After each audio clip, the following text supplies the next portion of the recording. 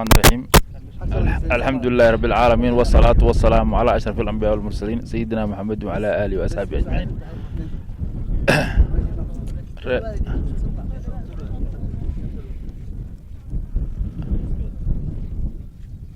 ري عمر فيلج وأيدين سلام السلام عليكم.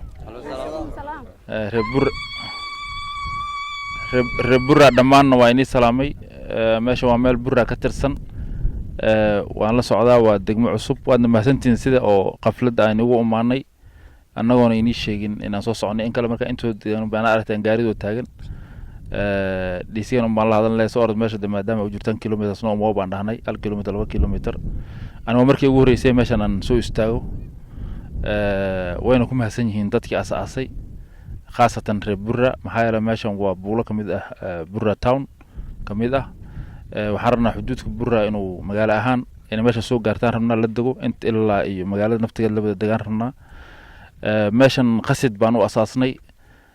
asaaskana maadaama ay nagu taagulayeen odayaashii magaalada Burra degnaayeen chiefafkii iyo DCskii iyo dadkii reer Burra ay nagu taagulayeen asxaan weyn baan u celinaynaa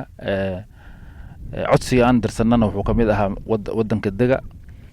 maxaa la wax kasta oo isku dhulka waagidan la isku haystaa dhulna waxa uu lagu cishan karaa lagu keedsan karaa inaad degto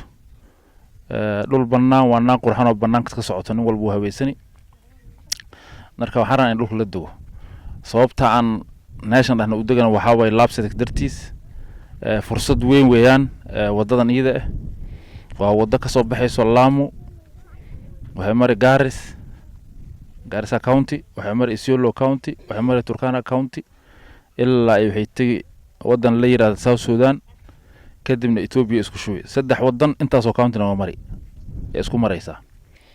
wadadan iyada waxa dekada ka bilaabani waxayna ku dhamaanay magaalada madaxda Ethiopia Addis Ababa ku dhamaanay waxa loogu talagalay inuu shidaal ka soo qaado South Sudan waxa loogu talagalay inay ka soo qaadaan maharageedii iyo awoorkii Ethiopia dhan halkan laga safray waxa loogu talagalay xoolihii South Sudan loo hado noqoto in halkan inta la aadiyo lagu safray degadaas Lamu in lagu furo mar fursad weyn oo Kenyaati kale aan haysanin wadamada kale aan haysanin waa anaga dhaxmaraysa qaasatan Fafi constituency maxal dhulka ugu bilaaran wadadan maraysa oo Fafi constituency ugu dheer 150 kilomitir ba anaga dhaxmaraysa Lamu iyo kale waa 70 ijaar wax yar 70 kilomitir bay maraysa balambala way ka sii daran tahay lagdheera way ka sii daran tahay dhulka ugu bilaaran anaga hadii fursadda ayada ina dhafto waa qasaaro wuxuu wadanayaa gaari train la dhahalkan maraya